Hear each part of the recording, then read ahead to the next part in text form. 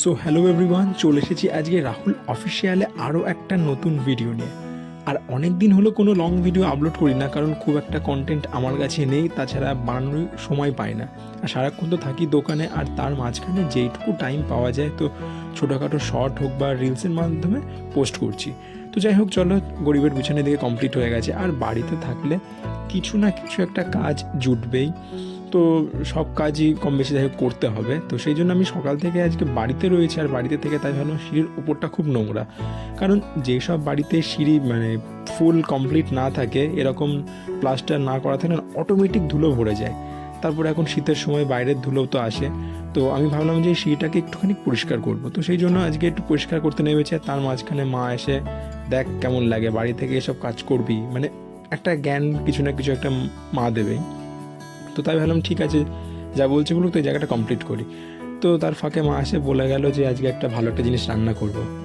ভালো একটা জিনিস রান্না করবো বলতে রেসিপিটা আমি বলে দিয়েছি, মা শুধু রান্না করে খাওয়াবে, কারণ এই রান্নাটা মা জানে না।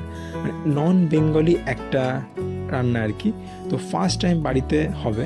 তো তারপর আমি এখান থেকে সিঁড়িটা পরিষ্কার করছিলাম, করতে তারপর একটুখানি কলের দিকে গেলাম। তো ওইদিকে গিয়ে দেখি মা মাংস ধুচ্ছে।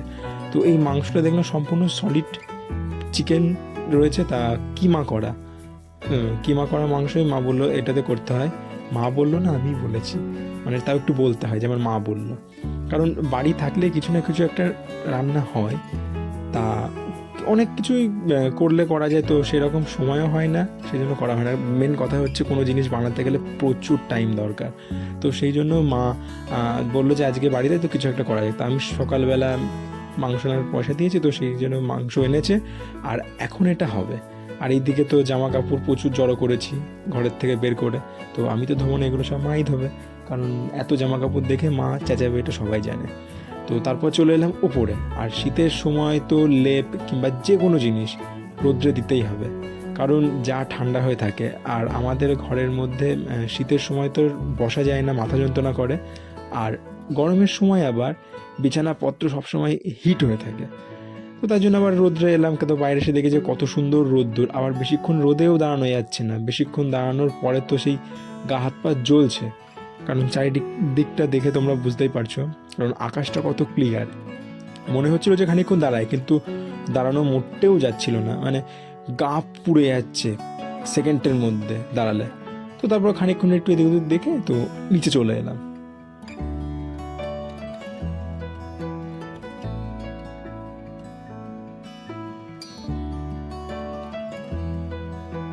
তারপরে নিচে এসে দেখি যে মা এদিকে অলরেডি সবজি কাটতে বসে পড়েছে, উপকরণে যা যা যাবে আর কি, আলু, পেঁয়াজ, টমেটো, যাবতীয় কিছু।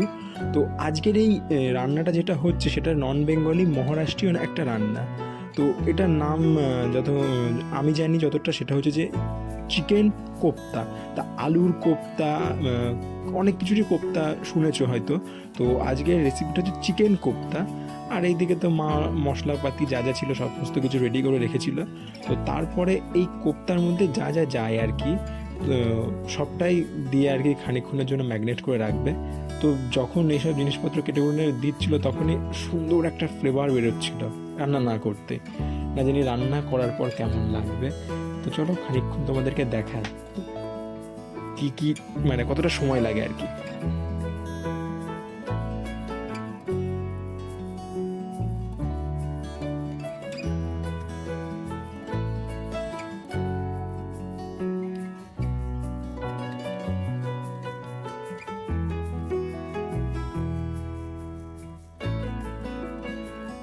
আর যেটা আমার কাজ, বাড়ি থাকলে নতুন নতুন কিছু যদি রান্না করে বাড়িতে, তো মা ওইদিকে রান্না করে, আমি হেল্পটা কমই করি, ভিডিওটা করি।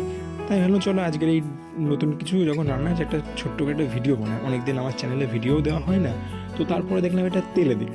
তো তেলে দেওয়ার পরে তো ফ্লেভারটা জাস্ট বেরোচ্ছে একদম চিকেন পকোড়ার মতন, কিন্তু এটা পকোড়া নয়, কারণ পকোড়ার মধ্যে উপকরণটা একটু আলাদা থাকে। তো তারপরে এটাকে যখন ফ্রাই হলো না, এই জিনিসটা আবার সন্ধেবেলা স্ন্যাক্সেও খাওয়া যায়, কারণ সন্ধেবেলা হয়তো একটু চা কিংবা কফি দিয়ে একটু সস দিয়ে খেতে কিন্তু দারুণ লাগে, কারণ পুরো পকোড়ার মতন ফ্লেভার দিচ্ছিল। আর লাল লাল করে যখন ভাজলো, তখনই এখানে আমি অনেকটা খেয়ে নিয়েছি। আর এই জিনিসটা এমনই বেশি খাওয়া যায় না, কারণ 4-5টা খাওয়ার পরেই না পেট ভরে গেল। তো এইদিকে তারপরে টেস্ট করে তো সে সুন্দর একটা স্বাদ লাগলো, মনে হচ্ছিল যেন সবই খেয়ে নিই। আর এই যে আমাদের সদস্য, ইনি তো গন্ধ ছটফট করছে কিন্তু খাচ্ছে না, আরগুলো খাচ্ছিল। এনাকে যা দেওয়া যায় তাই খায়, তো এনার কোনো আইঝাই নেই সব কিছু, মানে পান্তা ভাতও যদি দেয় পান্তা ভাতও খাবে। তারপর ওখান থেকে আবার সে দেখে এদিকে মশলা কষাচ্ছে, মানে মাংসতে যা যা মশলা যায় সমস্তটাই যাচ্ছে, আলুটাও যাচ্ছে, শুধু ওই যে পকোড়াটা ভাজা হলো যেটা দেখে কোপ্তা বলছি, তো সেই জিনিসটার একটু আলাদা।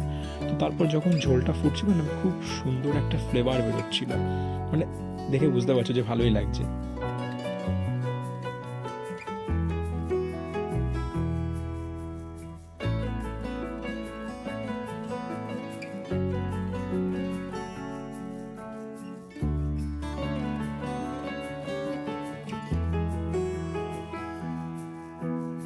এই চিকেন কোপ্তার ফ্লেভারটা তো দারুণ বেরোচ্ছে।